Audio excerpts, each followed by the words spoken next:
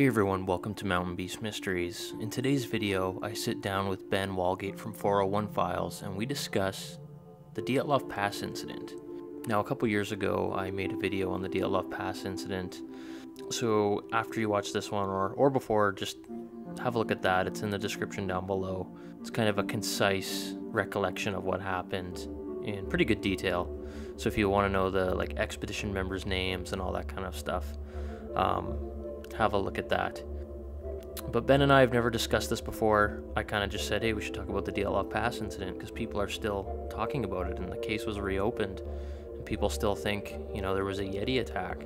So I told him to do some research, and that's what we would be talking about. So I hope you guys enjoy this video.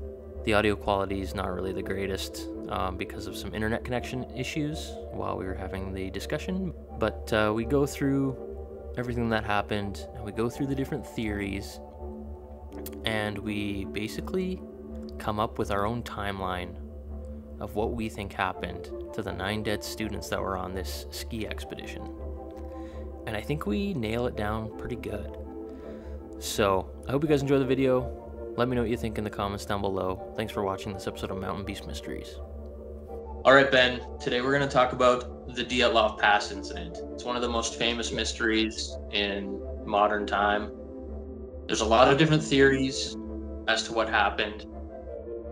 It's the case of 9 missing skiers, 9 Russian skiers who, I wouldn't say actually missing, they were eventually found, but they all died one night mysteriously in the Ural Mountains back in the 50s, the late 50s.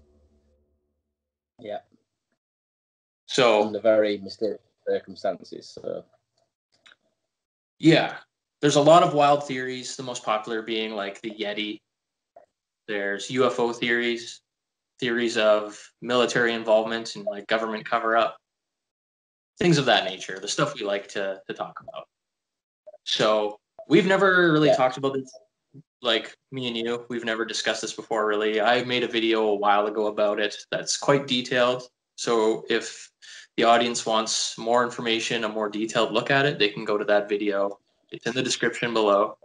But I guess before we get into the theories as to what happened to these 9 skiers who all died under the most bizarre circumstances, I'll just go over the build-up, the history up until that point when they died. So initially there was a group of 10 highly skilled outdoorsmen and women. They went to the Yuri Polytechnic Institute. It's like a college in Russia. They were in an adventure tourism kind of program. They were trying to get extra credits to be able to actually work as a professional guide. And that's why they were going out on this trip. So they were all quite experienced. One of the members early on in the trip, due to health issues, he had really bad back problems. He had to turn around and go home. He just couldn't continue on. He knew he wasn't going to make it, so he quit. So he's the lucky one out of this group. So that left 9 people to go on this expedition and, basically ski to their death. But their last night in civilization was spent with a group of local natives called the Mansi people. So they spent a night with these people. There's theories that these people were arguing and fighting with the skiers on the last night that they were with them. But the journal entries indicate otherwise. They indicate that they were really nice people. The Mansi people, they even sent them on their way. They pointed them in the right direction. They showed them where the trail was. But I think a lot of people who try and push the theory that the Mansi people ended up murdering these skiers like to say that they were on bad terms, but they weren't. So yeah, there's people that also say that this was some kind of sacred land to the Mansi people, and strange symbolism. I don't know if you've heard this one, but some people say that there was strange symbolism in the area on trees, which indicated that this was sacred ground, and that maybe that is why the Mansi people killed the 9 skiers. But like you said, there was no entry into the diary or the journal of any conflict or controversy between the two. And everything I've read online so far indicates that the Mansi people were quite a peaceful tribe. Yeah. Yeah, there were like markers along the way the next few days that were like carved into trees of those certain symbols. I think they were just to mark the details, but they did kind of look creepy in the photographs. There's pictures. The members of the expedition had cameras, so you can find all the pictures from the expedition online. You can see these photos of the trees with these weird symbols, and they look really interesting. Is this something that would be usual for the Mansi tribe? Is it something that tribes do? Do they mark territory with symbolism like this, or? I'm sure out there in the middle of the Ural Mountains, they would make some sort of markings for just to mark trails. Have they? Have they gained ownership of them? Have the Mansi tribe said that was them that did this? Pardon me? Have the Mansi tribe come forward and said that the symbols belong to them? Have they said that these are our symbols, or? Yeah, they are Mansi symbols. They're probably not just symbols. I'm saying symbols because I don't know exactly what they are, but it's probably just their writing. Like they're probably words, but I just don't know the Mansi like language. So the Mansi lingo. Yeah. But yeah, so they left these Mansi people and they started their expedition for like 3 days. Everything was normal. And the group was having a good time. Nothing weird was going on until like February 2nd rolled around. Weather got really bad. It was really windy, lots of snow. It was basically just like complete blizzard conditions. They had to kind of go off trail, off of their planned route, and camp on this mountain. Now, the mountain was rather barren. It was exposed. It wasn't steep at all. There was no reports of avalanches in the area for a long time. I don't think there was ever really documented reports of avalanches on that mountain. Like it just didn't favor avalanche conditions. There was no snow buildup. The slope was only like 16 degrees at its steepest point. So they were, in that sense, safe. They were safe from avalanche threat, I guess. Yeah. But for some reason, 9 people turned up dead. And we're about to dive into why we think some of these theories could be wrong, could be right. But overall, this is still a very mysterious case. And it's still an unsolved case. So this is definitely worth talking about because there's lots of things in here that interest me, obviously, with it being thought-provoking. This case is lots of that thought-provoking stuff. So, like you just said there, they headed out to this mountain range when bad weather set in. Visibility became very bad, and they was taken off course a little bit. I don't think they went too far off course, but they decided to pitch up for the night. And that is kind of the last thing that we know of their happenings, like the last thing that they documented. After that, all we know is that 9 hikers turned up dead. Very, very strange. Yeah, so the expedition kind of, I guess what happened was the family members of these skiers and the one member who left the trip early on, like a couple weeks had passed and they're like, where the heck are these people? Like, freaking out. It wasn't abnormal for expeditions to come back a couple days late, but they were a couple weeks late. So eventually the search party was sent out. It was a couple weeks later. It was a military search party. So that is key, that it's a military search party. They had helicopters. Very interesting. So they find the tent. They find the group's tent. The tent is constructed of 2 A-frame tents. They're heavy canvas tents, 2 A-frames stitched together to make one long A-frame. And the entrance to the tent has like a series of buttons that you would have to, manually do up. It's not like just an easy zipper. It's like a complicated line of buttons. So that's important to note because when the tent was found, the bodies weren't with it. It appeared as if the group of students fled in a hurry. The tent was completely flattened. There were like knife cuts in it. It appeared as if some of them tried to cut their way out. So it was just a weird scene. It looked as if the 9 students just up and like left in a hurry. Eventually, they found 2 bodies, and they found them by the cedar tree. They were barely clothed. They were in their underwear and like t-shirts, no shoes, no socks, and they were just frozen. And so the cedar tree looked as if it had been climbed. There were broken branches. The hands of these 2 people were all cut up, like bloody, just like, I don't know how you describe them, just mangled basically.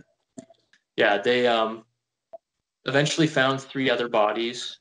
One of them was the group leader, Igor Dyatlov. They found them, and it looked as if they were headed back towards the tent. Like this cedar tree with those 2 first people who were found, that was pretty far away near the tree line, kind of below where the tent was. Yeah. And then they found these 3 other people in between the tree line and the tent. And it looked as if they were headed back towards the tent. So it seemed that they were all together at one point, and then they split up. And so 3 of them tried to get back to them. Maybe they were trying to get like supplies or go back for warm clothes or food, something like that. Yeah. I think it was quite a considerable distance as well. It wasn't just like a few meters. It was actually near on a mile from the actual camp where these first 2 bodies were found. So they'd walked, like you said, with no shoes or socks on in extremely bad conditions for quite some distance. Yeah. Yeah. And those 3 people, they think they just died from hypothermia. So they just froze to death. And that was it for them. So those 5 people were found a couple weeks later after the incident, but it wasn't until, I think it was over 2 months, the other 4 expedition members were found. And they were found under the most bizarre circumstances. They were found further into the trees at the bottom of a ravine, like a 25-foot ravine. And they suffered just bizarre, like, physical injuries. A lot of it was like internal injuries. And some of them had like their eyes missing. One of the girls was missing a tongue. Yeah. She was like face down in a creek. And then she was almost in like a praying position against a rock, like against a boulder. Yeah, there's actually a photo of her, like a really creepy photo that you can look at. But one of the gentlemen was frozen with a notepad in his hand, like he was about to write his final words, basically, before he just froze. And those 4 people were found like near. It looked like they kind of dug out a shelter in the snow that they tried to live in for who knows how long. They were actually like spruce boughs piled up on the ground to try and like insulate themselves from the snow. Yeah. And I think there was a fire or something as well that they tried to make. So the real big mystery to this whole story is what made 9 experienced hikers leave their tent, leave the safety of camp, and start trudging through the snow in -19, -25 degree temperatures. Why did they do that? Why did they leave this camp in such a hurry? We can kind of make that assumption because of the way they cut themselves out of the tent and the way that they left some valuable items back at camp. Items such as navigational tools and extra warm clothing. These things were left back at the camp, separate from where the bodies were found. So the question is, why? Why did they do this? Why did they leave camp and venture out in such conditions? yeah, like it appeared as though they just up and fled as fast as they could. Yeah. And imagine 9 people all trying to exit this narrow A-frame tent all at once. It would be like it would be chaos. Disaster.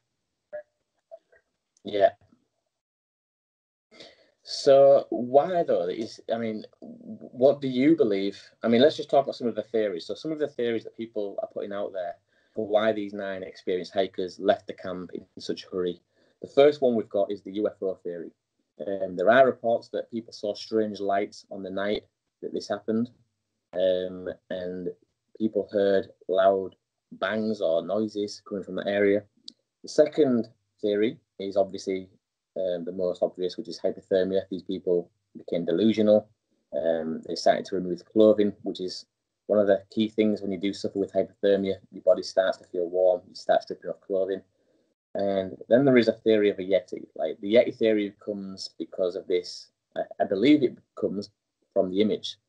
When they looked through the archived photos of this trip, there was a really strange looking figure that turned up in one of the photographs, which some people claim was this Yeti that had followed them through this mountain range.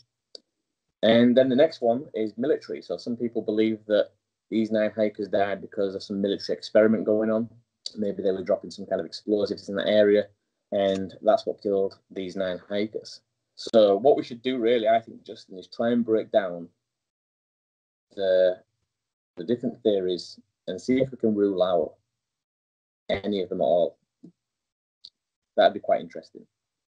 Do you want to know what I think first, or do you want to say what you think? No. I think we should save that. I think we should work our way to that at the end. Okay. And, so let's start with the UFO theory. Okay, so let's picture this scene. We do know that reports did come in of strange lights in that area. People did report seeing strange lights, flashes in the sky, things like that, and strange sounds. And so now we've got to visualize 9 hikers huddled up in this tent. And let's just say that they did see something out there, maybe some strange lights that they wasn't familiar with. They start to cut them. It doesn't explain why they would cut themselves out of the tent. I mean, you see strange lights, there's nothing stopping you from undoing in the tent. It doesn't explain why you would cut yourself out of the tent. If this is an alien or UFO encounter or abduction, it's the sloppiest, worst alien abduction ever conducted in the history of aliens. Because every other alien abduction is they come to you at night, you're paralyzed, you don't remember what happened, and you're in a way put back almost exactly how you were before. How can aliens in a UFO abduct someone who's driving a car and all they notice is missing time and they're still in their car? It would be the sloppiest alien abduction, and it wouldn't explain like the loud bangs and noises that are pretty much like explosion. Yeah, that's a great point. There is another key factor to the UFO theory, and that is that on the clothes of some of these hikers, radiation was picked up. Some of these clothing items were radioactive. But we will go into that because that ties in with the military theory as well. Mm-hmm. So again, for me and you, I think it's quite safe to say that we can rule out the UFO theory.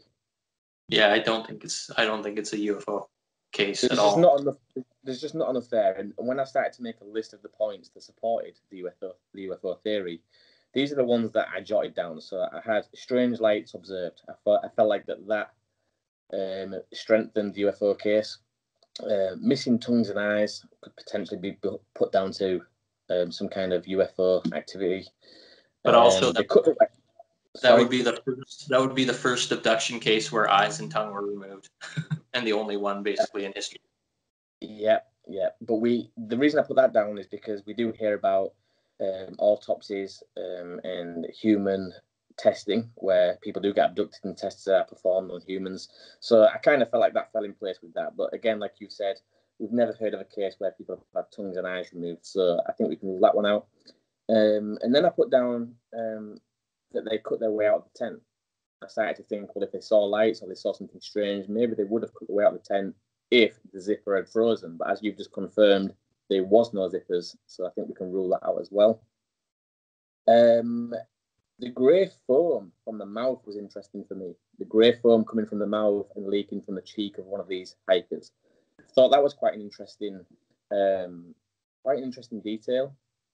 But I'm not sure if any testing was actually done on this grey fluid. I mean, it was 1959. I don't know if they had the capabilities of testing these. I'm assuming they did, but do we know if anything came of that grey fluid? I don't know. I just know that when people die, lots of different fluids come out of the body. Yeah, great point again. Yeah, so for me, again, along with the clothes being radioactive, that's literally all I had for the UFO phenomenon. So I'm going to put that one to the side because for me and you, I don't think it's anything to do with UFOs at this point. So we'll move on to the next one, which was, shall we go for hypothermia, Yeti, or military? You decide. Which one do you want to go with? Hypothermia.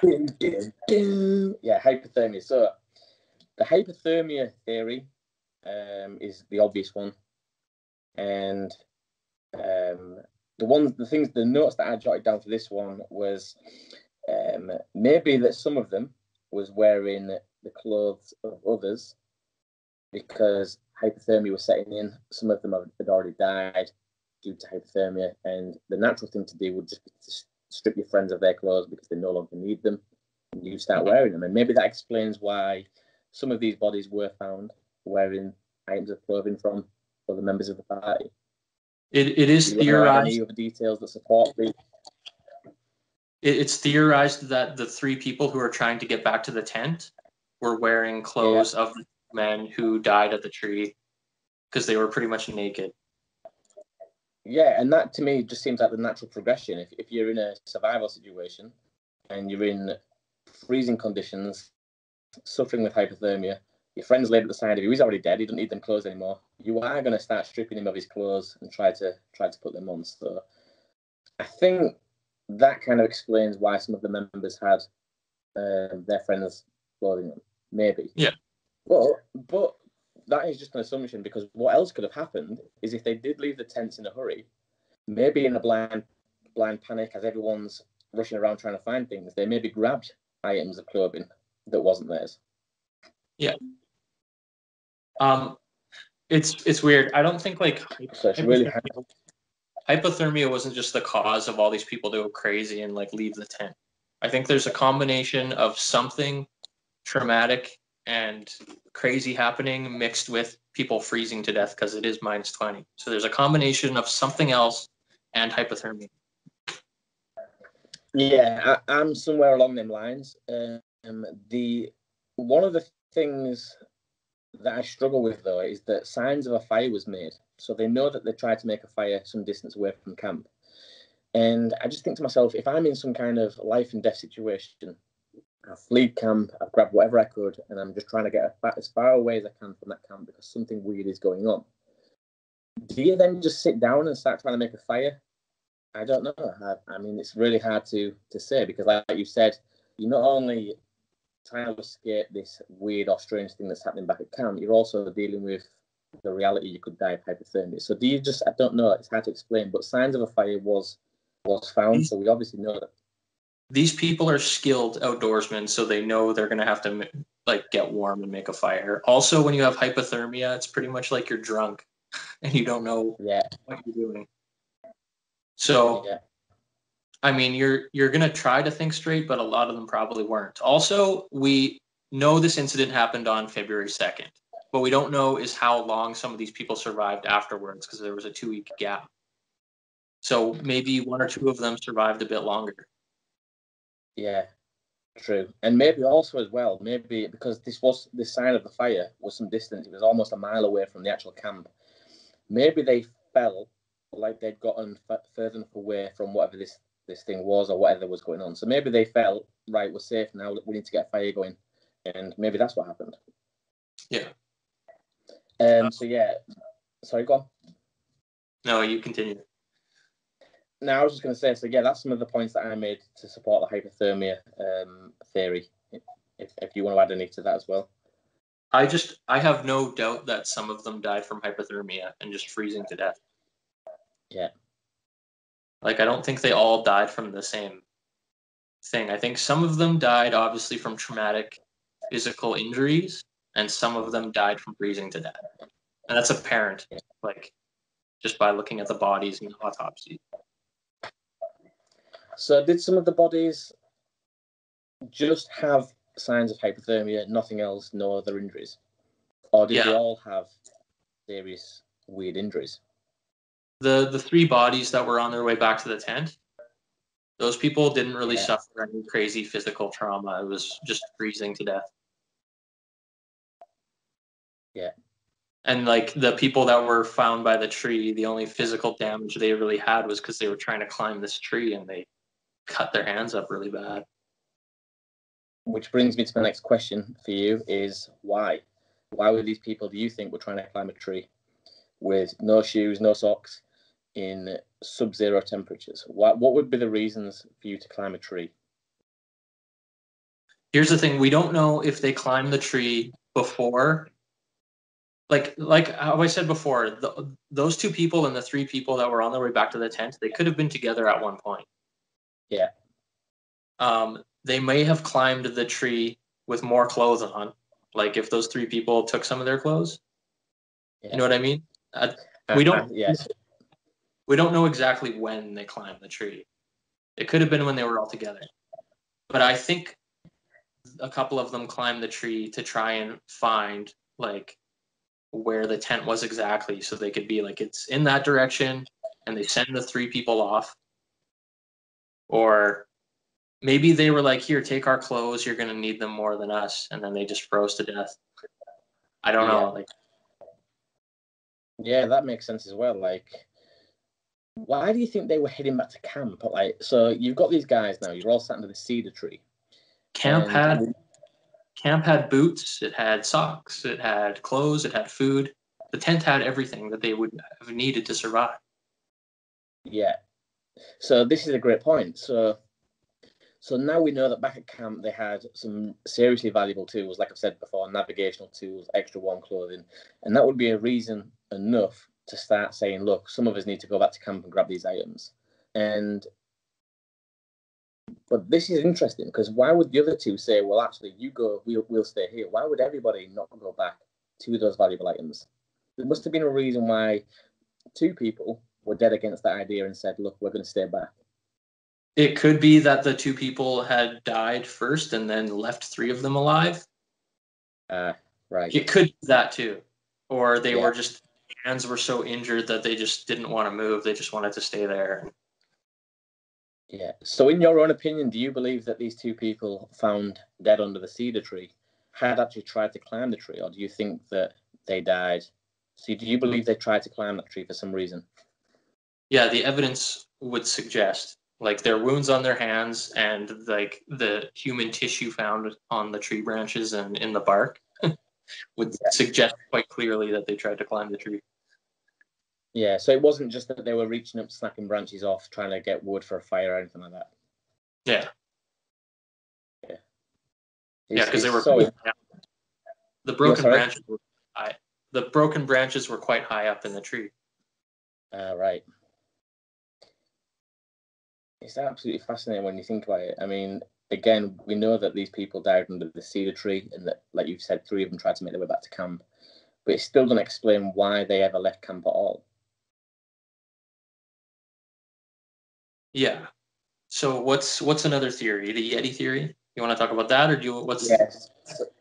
So the other two theories are the Yeti theory. Well, actually, there's three if we consider the avalanche theory as well. We'll throw that one in there. But the next one is the Yeti theory, and for the Yeti theory, some of the points that I put down to support that theory were the strange figure in the photo.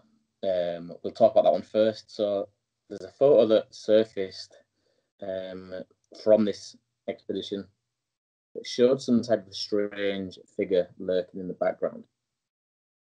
You say strange. You say strange figure, but I don't think it's that strange. Do you not believe? Proportionately, it doesn't match up to any sort of wild man. Yeah. Like description. It looks like a human in a puffy jacket. It does. Again, I can fully understand why people did come up with this idea of a Yeti looking at that photo, but for me, I have to agree, it does look like some.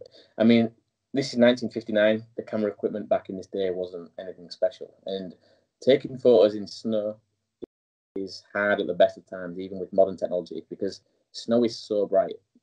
And if you're trying to focus on something in the foreground, anything in the background will be underexposed, just because it's super hard for the camera to figure out what you're trying to do. Are you trying to focus on the bright white snow or the dark background?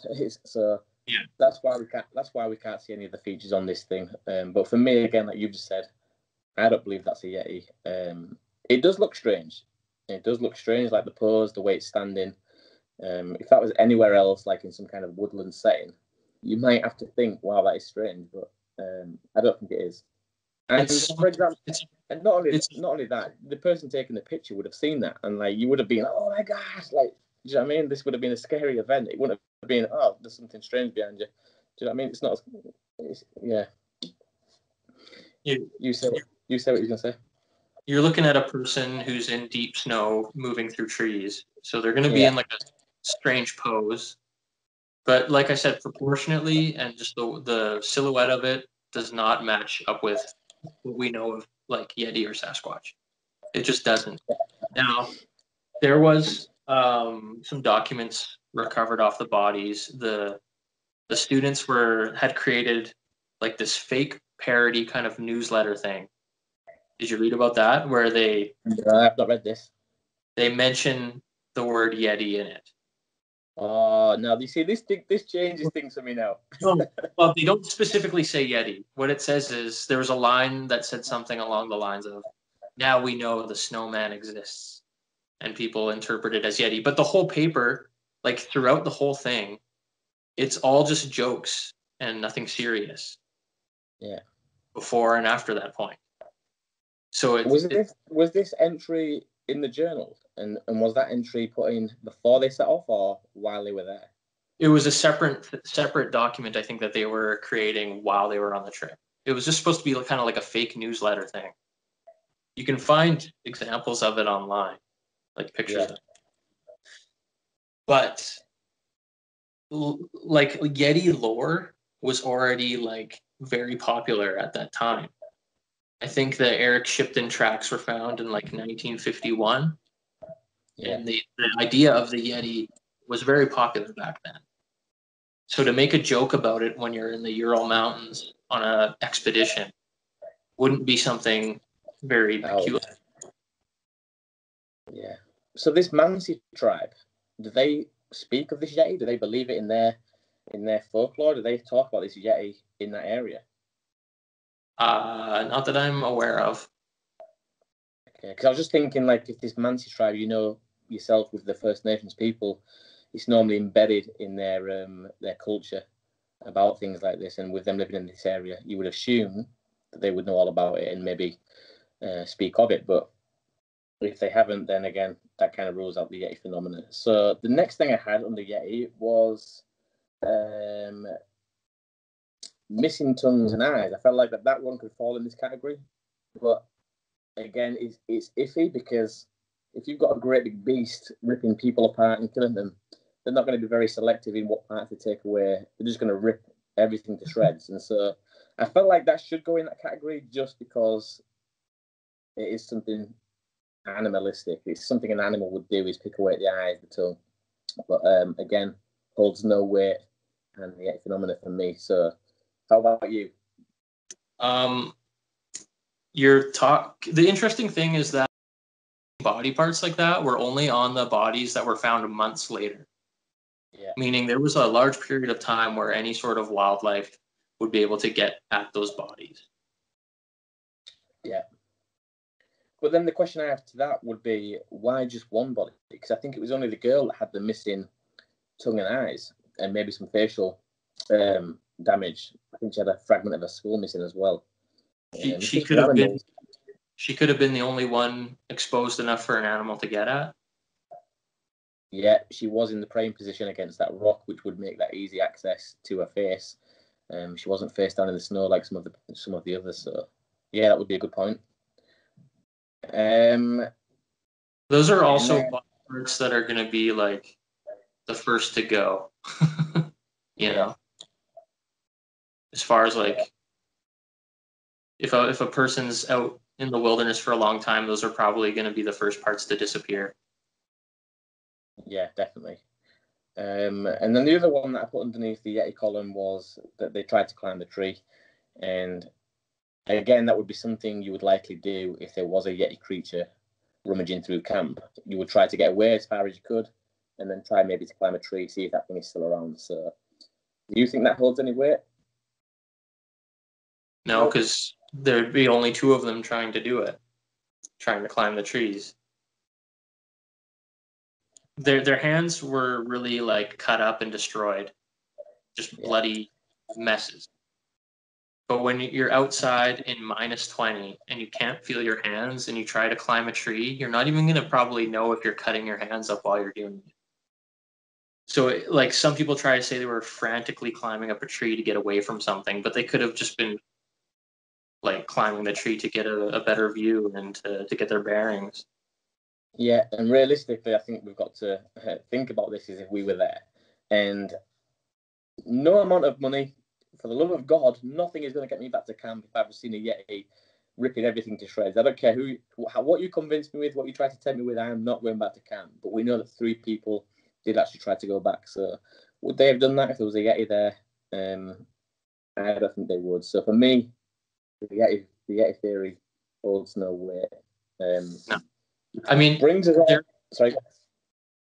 When the search and rescue crew came along to investigate the area, there was rumors that they had found tracks that they weren't sure if they were from the students or not. Yeah. And they looked big, but you're looking at tracks that have been exposed to the elements for 2 weeks.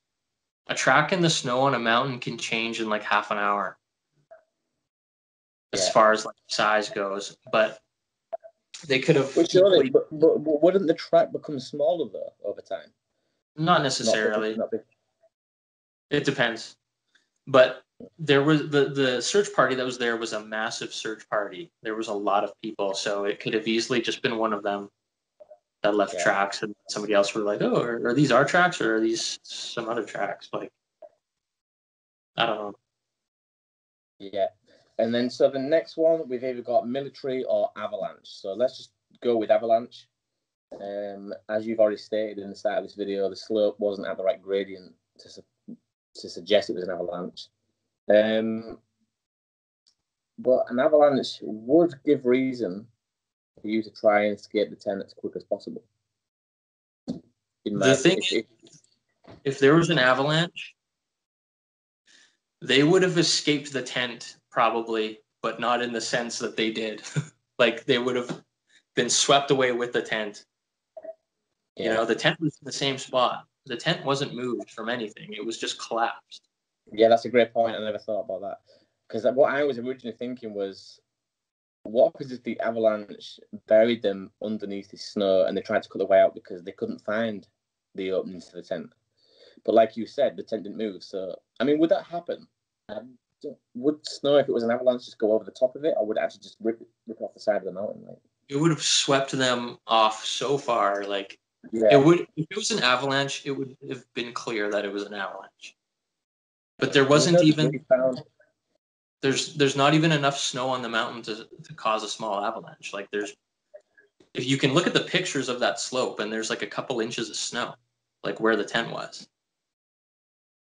Yeah, and I was reading as well just before we started talking that there was never a reported avalanche in that area, and there hasn't been since. So the chances of it being an avalanche are very slim to none. So for me, given the fact as well that no debris was found in that area, I don't think it was an avalanche. At first, I maybe thought there was some weight behind that because I thought, well, if they've heard something coming down the side of the slope, an avalanche, you know yourself that avalanches are quite loud, then they would have tried to escape in a panic and just grab whatever they could, which would have explained them wearing different clothes and ripping their way out of the tent. But like you said, the tent didn't at any point move. It was always in the same place. So that, for me, rules out the avalanche theory. So the last theory, which people talk about regarding this case, is the military theory, which suggests that the Soviet government were testing some kind of missiles, dropping bombs in that area. And things to support this theory that I wrote down were crushing injuries. So we know that some of these victims did suffer injuries that resembled those of a car crash. They had like crushed bodies, It couldn't have been created or inflicted by another human. It must have been some kind of really powerful force that created these injuries. And I felt like that one there went really well with the military theory of dropping bombs. Yeah. So this is where we get into like what I think it is. I believe it was a military weapons testing thing. Yeah. So at the time, it is known that the Russians were testing parachute mines, which are mines that are dropped obviously by parachute and they explode in the air and they create like a concussive blast. Yeah. So if you were in a tent on the side of a mountain, like what kind of things would make you leave the tent so fast you don't even have time to put any of your clothes on or your boots? It would have to be something that happens so quickly. The only thing that it could be is an explosion of some sort. You're not going to stick around or try and tie your boots for explosions going on around you, right? Yeah. So I think that's Very why fair. I think that's why they fled the tent in a hurry, is because it was known that the Russians were testing these things in that area. Is that confirmed? Have they? Is the documentation, or have they come forward to accept ownership of that? I'm pretty sure there's documentation and reports of it being witnessed. You have strange lights that were reported, loud noises that are explosion-like in that area. Yeah. So my only argument or counter argument to this is, and it relies on one thing really, is the trees in that area. Was any shrapnel found, anything like that, that would suggest this was some kind of missiles or some kind of bombs? I mean, the idea of these bombs being on parachutes would explain why there was no blast craters or anything like that, which is... But this is where it's important to remember that the search party that arrived on scene was a military search party. So if they accidentally killed 9 students, they're going to sweep that under the rug, right? Yeah. So I don't think it's reported that they found any evidence of like any sort of metal or shrapnel or anything. Which if you were covering that up, you're not going to say that you found like metal from your own bombs that killed these students. No, exactly. The injuries of the 4 people in the ravine seem quite consistent with a concussive blast, like being hit by a car that's going however fast.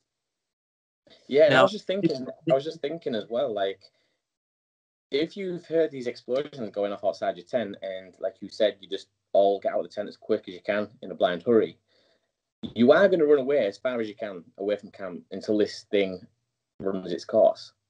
But they didn't know how long these bombs were going to be dropped for. Maybe they were dropped for 2 or 3 hours, which would be far too long for them to survive in those conditions. So maybe they tried to sit under that tree and wait it out. Maybe they climbed the tree to see if these missiles or these bombs are still being dropped, and maybe that's why 3 of them went back when they felt like no more bombs were being dropped. But by this point, they'd already waited too long, and hypothermia set in. So yeah, that makes a lot of sense. Yeah, I think that's probably what happened. Also, this is happening in the middle of the night, in the dark. So I think in the flurry of explosions, I think that the other 4 people probably got, like, they went off in a different direction. They got split up. And that's why they weren't all there. Yeah. And possibly some of those 4 people got hit or were pretty close to one of these explosions at some point and suffered injuries from it. And also as well, it is noted that some of their clothes was radioactive, which again does support the military theory. Exactly, and some of them had a strange like color to their skin too. So that could be that. And the fact that the Soviet government covered this up so quickly, this case was put to bed relatively early in its investigation. They have opened it again recently, actually. I've just read there that in 2009, I think, they did reopen the case. But again, after so many years have passed, you don't mind reopening the case because you've completely wiped the slate clean of any evidence. So if it was the military, they don't really care, do they, about opening this case again? Too much time has passed. Yeah. When you look at the fact that there was like radiation on the bodies, that leaves you basically with just the military explosion theory or the UFO theory. And so it's most likely the weapons testing.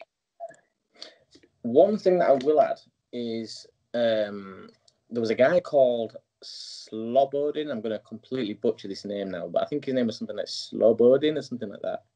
And he had head injuries that were consistent with someone falling and hitting their head repeatedly. Now, if this was some kind of a missile or some kind of a bomb, surely that head would be decapitated, damaged to such an extent that it's unrecognizable, not just have the injuries of someone falling repeatedly. They were at the bottom of a 25-foot ravine. So somebody could have been running away from this and fallen down the 25-foot ravine and smashed their head up pretty good. Yeah. Again, a great point. I never thought about that, but that does make perfect sense.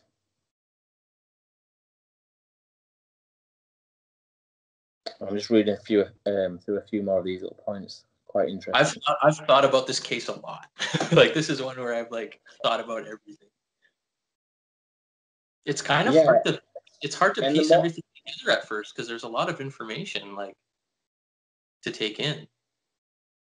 Yeah. Yeah, I'm reading here. It says that Nikolai, age 23, suffered significant skull damage in the moments before his death, while Yudmila, whatever her name was, Yudmila, had major chest fractures that could only have been caused by an immense force comparable to that of a car crash. Again, that's two people were in the ravine. Yeah. So everything kind of starts to make sense. It does. So let's piece this together from start to end. Like, so what we're saying really now is that these 9 hikers set out. A snowstorm came in that sent them off course. They went off course a little bit. Decided to pitch up camp, and at some point during the night, loud explosions were heard from within the tent. The 9 hikers, in a blind panic, grabbed whatever clothes they could, and instead of fumbling around with the buttons, they just started to try and cut themselves out of the tent. They ran away from camp almost to a distance of 1 mile. 2 of the guys under the cedar tree had stayed there for some considerable amount of time until these explosions had stopped, and at some point maybe decided to climb the tree to find camp, are we saying at this point, or to see if the bombs had stopped dropping, something like that. And once they felt like the barrage of explosions had stopped, 3 of them decided to head back to camp to grab some of the valuable pieces of kit like navigational tools and extra warm clothing. And for the other 4 that were found months later, what we're saying there is that they basically had the same fate. They got out of the tent as well, but they ran off in a different direction or maybe got split up, and they were hit with full force from these explosions that sent them flying into this ravine. Is that kind of what we're saying at this point? Either that or they accidentally ran like into the ravine running away. Yeah. That to me sounds like a solid argument. When I look at these columns that I've wrote down in front of me, that theory right there answers a lot of these. I mean, it answers the fact that the clothes were radioactive. It explains the scratches and marks on their hands of why they climbed the tree. It explains why the Soviet government closed the case relatively early in its investigation. And it also explains the strange lights. It explains it ticks so many of these boxes that for me, it holds more weight than the Ufo theory, the hypothermia, Yeti, and the avalanche theory. But I'm not saying that we've debunked it and we've solved the case, because it is a mysterious case. But to me, it seems the more likely explanation. The only thing that people will come at you with is the missing tongue and eyes, which you and I both know that a body on the element, like shit'll happen to it, like wildlife will come along. And she was face down in a stream too, so who knows what went on there. But that, and also the idea that no shrapnel or debris was found.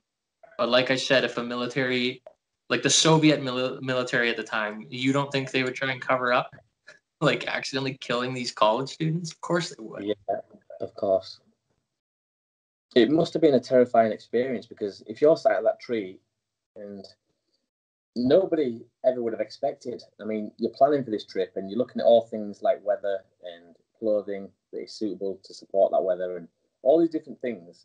Nobody could have ever planned for this happening. Like, none of those 9 hikers would have ever assumed that that night missiles would have been dropped that would have forced them out of the tent into these harsh conditions. That you could never plan for that.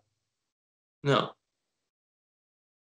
No, it was something just that happened completely out of nowhere and in such a hurry that it was just a frantic disaster. Like, I think it's just, that's what it is, just a very tragic accident that they tried to cover up. Is this common practice? Like, is this common practice for somebody like the Soviet government to just drop bombs in an area without knowing?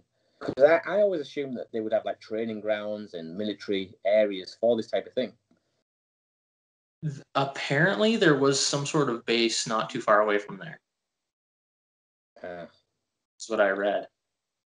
And so it's just a random amount. Again, they probably didn't know these kids were going to be there. So whatever. And not only that, I mean, if we think about these bombs that came down, and if they are on parachutes, who's to say that they didn't drift off course?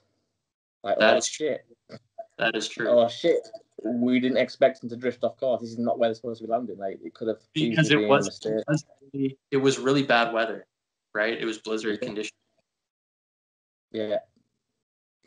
And so if there's a military base nearby, maybe they intended to drop it on the military grounds, and the weather carried the parachutes. They drifted off course, and the 9 hikers just basically shit out. Like, it's an accident. Really bad luck. Yeah. I mean, it must have been horrendous. Like, sat at the tree looking back at camp, which is almost a mile away. When we need to get back there ASAP because we're dying slowly. And you sat at this tree looking up at these explosions that just carry on going on for the next 2 or 3 hours. What do you do? Like, in that situation, what are your options? You have no options other than to try and make a fire, which we assume they tried because, well, we know they did. There were signs of a fire found. But other than sitting it out, there's not really much you can do. And to sit it out is devastating. Well, we saw what happened. They died of hypothermia because they just waited out too long. That is a horrible situation. But I think that's probably it. I'm pretty confident in the theory.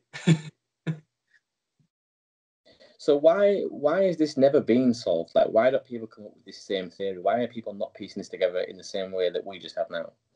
I'm pretty sure they have, but people like mysteries and people want it to be something crazy because it's more exciting.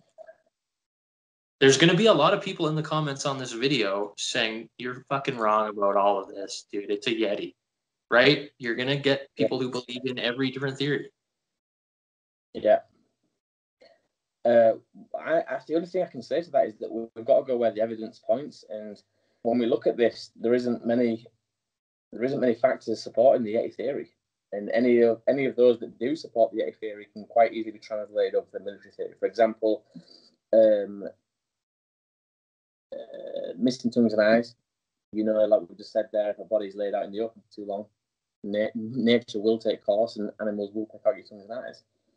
Cutting their way out of a tent, again, that can be transferred over to the military theory. You hear loud explosions outside your tent, you're not hanging about. You're going to try and cut your way out as quick as you can. The fact that they tried to climb a tree, those that believe they tried to escape from the Yeti doing this, that can be translated over to the military theory. You're going to climb a tree because you need to find out where camp is. If the bad weather's setting, it's easy to become disorientated. The only way to find out which direction you came from is to get higher up and look from a bird's eye view. So all these things that I've wrote down inside the Yeti column can easily be translated in favour of the military dropping bombs. Yeah. So yeah, I think that what you said there is right. When I first started looking into this, as well, like when you first start looking into this on online, the way they word things sometimes leaves you to believe that there is some kind of mystery there. But when you break it down like this, it doesn't seem so mysterious at all. No, but because that's the kind of news that people like reading, right? That's the thing they'll click on is the mystery stuff. Yeah. So, and there was a program that was made. I can't remember if it was like National Geographic or Discovery Channel, but they made a documentary style show about this incident. But they really tried to push the Yeti theory, and they scrounged everything they could get a hold of, like to make it seem like it was a Yeti attack. And they were to the point where they were just making shit up about the case. Yeah, I can imagine that. So the bodies that were found then, did you say they were under quite considerable amount of snow, like 4 feet of snow, something like that? I think you said under a lot of snow. The bodies in the ravine, some of them were found under 4 meters of snow. Is that quite? Is that? That's a lot of. Is that a realistic amount though to be dropped within the time period? Like from when they died to the moment they were found, is 4 meters of snow a realistic amount to have fallen? Or does it look more like they were buried under 4 meters of snow? What are we going with there? Are we saying that that's quite reasonable for that to have dropped that much? An explosion could cause snow in the ravine to fall on them. But also, like, I personally have been in valleys in, like, Jasper National Park here, like, in the winter on ski touring expeditions like this, where there have been, like, a foot of snow falling in an hour. Wow. That's a lot of snow in 1 hour. That is a very long. And you'll get snow that's, like, 4 or 5 meters deep easily in some of these valleys. So one other question then. I'm not sure. I mean, I've not looked too much into how these bombs that come down on parachutes work. I don't know what kind of impact or devastation they cause. But in terms of the tents, they don't seem like they're shredded or anything like that. Is that something that would fall in line with parachuted bombs? Like, do they not cause that kind of damage? It's a concussive blast. It's like a naval mine with a parachute on it. Yeah. And so there would be no spreading of the tent. There would be no rips or anything like that. It would just be. It would depend. Like, we don't know how close they actually got to the tent. Yeah. So that's something we don't know. But I am pretty confident that those 4 people that headed off to where the ravine was probably got pretty close if they had radiation on their clothes and they were all busted up. And then another question that I would have is the clothing that they were wearing in those conditions, minus 16 and below, would they be efficient enough to keep them alive if they had to sit at that tree for maybe 4 or 5 hours? For a few hours, maybe. Yeah. But, like, well, the people that were found in their underwear probably not. Yeah, no, definitely not them. But there was some that were found with some kind of some items of clothing on. I was just thinking, if they did try to sit it out there, would their clothing not been sufficient enough, like to keep them alive until it stopped, or probably not? No. Right. Okay. So I'm with you on this one, Justin. I'm down with this. I'm saying that this is some kind of a military disaster. I think that these guys were just very unlucky and in the wrong place at the wrong time. And this is an unfortunate set of events from the very beginning, going off course, to what we've kind of assumed was the end, where these bombs drifted off course and killed them all. Is that what you're saying as well? That's what I'm saying. It's the only explanation that pretty much covers all the arguments and all the strange evidence that had turned up. Yeah, and to anybody else who's watching this, and if you're thinking different to anything that we've said, you have a different theory on this, then by all means drop down in the comments box below as well, because I'm always interested in hearing what everyone else has got to say.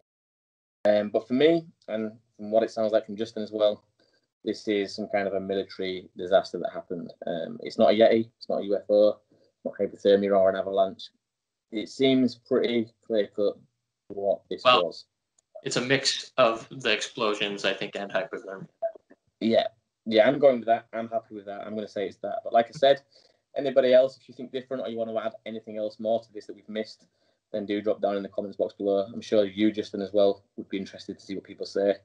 Because it is an amazing case. No matter which way you look at it, in which way you slice it and dice it, this is an amazing case that is still unsolved. Like, no matter what we say, it still is a mystery. But for me, personally, in my own opinion, that's what it was. Yeah, I've always imagined like what the footage would look like if they had like a motion picture camera or something with them instead of just still cameras. If that incident was recorded on video, what it would look like. It must have just been hell. Yeah. Like, I'm actually going to go online after we get off this call. I'm going to go online and I'm going to type in.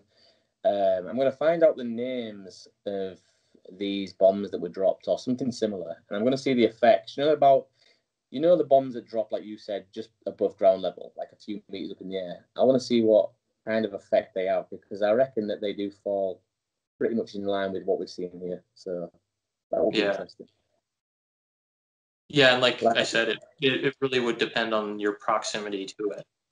Yeah, exactly. We don't know how close or how far away these bombs fell, but just to get an idea of, like you said, it's kind of a concussive energy that's dispersed from the bomb, and that falls right in line with the crushing injuries. So yeah, I just want to see for myself what that looks like when one of these bombs do fall. I imagine it is right in line with what we've seen. Yeah. Some of these photos are pretty gruesome as well. Like when you see the photos of the girl with her eyes missing and her tongue and stuff like that, it is really gruesome. Yeah, the video I made a couple years ago, I put all the photos in, and that got demonetized instantly. Oh, really? Yeah. Yeah, I'm just on a website now looking at it, and it does look. The one photo of the girl leaning up against the boulder, that's quite a freaky photo. I know, it's really weird. It's almost like what you would expect, though, if you've been blasted off your feet and just being thrown against a boulder like that. You would fall in that position. So Yeah. the ones I find quite interesting are the ones where the guys are stood around with shovels and these bodies are just laid under meters of snow. That looks quite peculiar. Mm-hmm. But again, there's nothing that doesn't suggest this isn't in line with what we spoke about.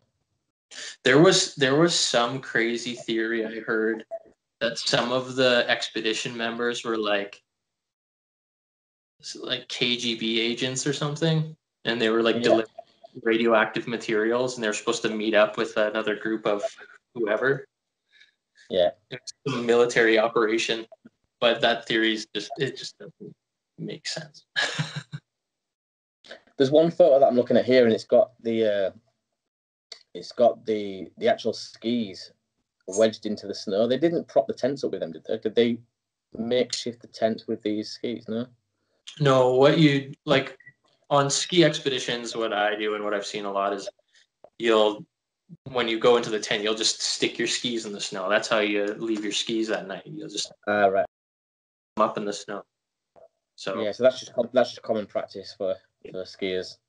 Yeah. Yeah, like I said, and I'm sure that a lot of these people that are going to be watching this video, once you do go onto these sites, just pay attention to the wording, because it is worded in such a way that makes you want to believe something more has happened. I'm reading right through this one now, and there's lots of things here that make me even think, oh my God, it was a Yeti or it was a UFO. And like Justin said, this is how they get people on the website and they're raking the views. So be aware of that. As far as like the group itself, there doesn't seem to be. I mean, some people would say, well, maybe one of the crew members went insane. Maybe he started killing everybody. But they all look, like you said, happy-go-lucky. They look like they're having the time of their life on some of these photos, and they just look like young kids out having a good time. I can't see any of these just going crazy, and nothing that we've talked about supports that theory at all anyway. But there will be some people that say that. I know that some people suggest the guy that never went on the trip followed them and he did this. And I don't think if he already had serious health issues that everyone knew about, he would do that. I don't know. I think that's kind of a goofy idea. Yeah, I'm happy with that, Justin. Guys, I'm happy with that, dude. That's been... You what, sorry? I just said, do you think one guy's going to take on 9 people? No. Probably not, unless he had some sort of firearm. You see, one of the points it's making on this website is that the girl had, this is how they've worded it, had an imprint that resembled a baton on her leg, like some kind of bruising that suggested she'd been hit with a baton. Now, bruises come out in all sorts of shapes, colours, and sizes. You can't just say that was done from a baton. I know it could easily be a tree branch or something. Exactly. I've had bruises that come out in the shape of Jesus Christ. I mean, it doesn't mean that like I've been doesn't mean I've been so they just come out in all shapes and sizes. You can't start saying that it was a baton. But this is what I'm saying by they put words in like that to make you think, all right, well, there's a different element of this story here. When really, like you said, it could have been a branch. Yeah, I think the case is secretly solved, probably, and has been for a long time. And the only people who know is the military. Which, to be fair, haven't got a great track record when it comes to being honest with the public. So, yeah. I mean, look at things like Area 51. Well, how many years did Area 51 go unnoticed? And basically, they denied it existed, things like that. And then later it comes out that it does exist, and new planes that come out, top secret planes, we don't hear about any of these things. So, yeah, the government are very good at keeping secrets, and the military as well. So, it wouldn't surprise me at all if that's what this was, some kind of military accident that was covered up. This is like Cold War era. Yeah. So weapons testing was probably going on all over the place. As well, like, when you look at the dead bodies in the snow, the expressions of how they've died, they look creepy as well. So, along with everything that you're reading, and then you're observing these faces that look like they died in horror or shock, it's so easy to start going down that rabbit hole of Yeti or UFO. So easy. But there's just not enough evidence. That's it. Yeah. So, right, I'm really happy with that, Justin. It's been an awesome chat, like I always say with you. Enjoy these times when we get to sit down and discuss these topics that we love so much. Hopefully, we've not offended anybody on our breakdown of this case. Like I said, there will be people that disagree, and that's completely fine. But the evidence for me suggests this was a military accident.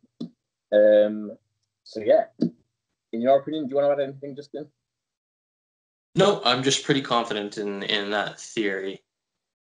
Yeah. Like I said, it covers all the bases, so I can't imagine it being anything else. And like you will find people who will, because they're into the subject of Sasquatch, want to say that it's Sasquatch. I mean, I'm a Bigfoot person, and well, boy, it would be a way better story if it was a Yeti, right? Yeah, of course. Like, if anybody's going to be, trust me, guys, when UFO stories come about that we believe in and we have some kind of backing in, we will be the first and happy to start talking about it and bring that to you. But if there's not anything there of significance to support the UFO theory or the Bigfoot theory, then yeah, we're not just going to start jumping to conclusions. We wouldn't be doing the Bigfoot community or the UFO community any justice if we did that. So it's only right that we break these things down, look at them logically, and yeah, I think that's what we've done really well during this video. So, like I said, though, guys, do comment below, because if you have different opinions, I'm always interested to hear what they are. Yep, same. I want to see what everybody's theories are, and I want you to back it up too. Yeah, awesome. So, what's next on the old agenda? What are we going to talk about next, Justin? Oh, I don't know. I haven't thought that far ahead. There's so much that I'd like to discuss with you. I'd love to discuss some of the old classics like the Roswell case, because there's so many different avenues that we can go down with that case. There's the autopsy, there's the retrieval of the bodies, the actual crash itself, how they paid people off, like the ranch guy, the guy who owned the ranch. There's so many different little avenues we can go down with the Roswell case. And I know that people always say, I'm sick and tired of hearing about the Roswell case, but how can you be sick and tired of hearing about the Roswell case? It's the godfather of ufology. Like, this is everything. Yeah. So yeah, I want to talk to you about that at some point. Other cases that I'd love to discuss with you. Some of the Bigfoot stuff, like we mentioned in our last chat, the Ape Canyon incident. I'd like to go into more detail about that. I'm going to start reading up, get my facts right, and then again we'll sit down and go through these things because I love it. I can't get enough of this stuff. Even talking about like things like the mysteries of like ancient civilizations and Yeah, around the world and history that doesn't really add up and things like that. I'm interested in that kind of topic. yeah, me too. Things like, are you interested in anything like the Bermuda Triangle and these places that are on the Earth of high strangeness where weird things happen? Yeah, totally. Things like that. Even like the legend of Atlantis or something we haven't talked about before. You know? Yeah. Yeah, definitely. I'd love to get into stuff like that with you and sit down and have a chat. So yeah, we won't leave it too long again. We've been quite good this time actually. It was only 4 days ago that we released, well, 4 days for me, 5 I think for you, that we released the that we had. So this is quite good, and hopefully we can keep it going because people did enjoy it. Like, I was reading through the comments, a lot of people like to see me and you together on these topics, chatting and sharing our different thoughts and opinions. So it's been a pleasure. Yeah, it's good. It's a great way to I don't know. It's hard sometimes to talk about some of these topics when it's just yourself. It's fun to like bounce ideas off of each other, and because you might miss something. Yeah, definitely. And the thing is with me as well is like, I'm not a yes man, so I will definitely challenge you on things that I think aren't right, and I'm sure you will with me, and that's what I love, because that's the only way we can ever like make progress. If you're surrounding yourself with people that will just say yes, yes, yes, and they don't ever have the balls to challenge you on anything you say, then you're always going to think you're right, and you're always going to believe that it is something that it maybe isn't. And so for me, I love it getting with you and chatting like this because I will say if I don't believe it, and so will you as well. So that's great to be in company like that. Yeah, I agree. Cool. Oh. Yeah, awesome, Justin. Anyway, thank you so much, dude, for having me on again and having this chat with you. It's been amazing. Next time, I'll give you a message in a few days. I'll give you a topic, and we'll do this again. Sounds good. Yeah, I'm looking forward to it. Awesome. All right, bro. I'll speak to you soon. All right, take care, dude.